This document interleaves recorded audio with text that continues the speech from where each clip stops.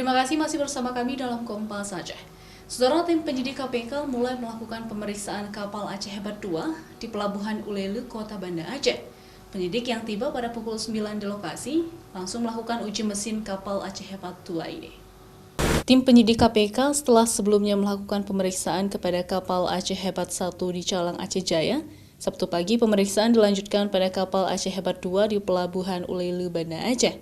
Tim penyidik yang tiba di Pelabuhan Ulele pada pukul 9 pagi langsung masuk ke dalam kapal, kemudian kapal dilakukan uji kelayakan mesin, yaitu dengan berjalan ke laut dan kemudian kembali ke pelabuhan.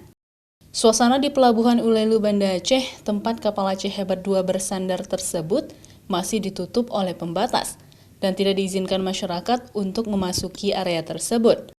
Pemeriksaan ini sendiri merupakan pemeriksaan lanjutan yang dilakukan penyidik KPK di Aceh terkait dugaan adanya tindak pidana korupsi pengadaan kapal Aceh Hebat milik pemerintah Aceh sebanyak 3 unit tersebut.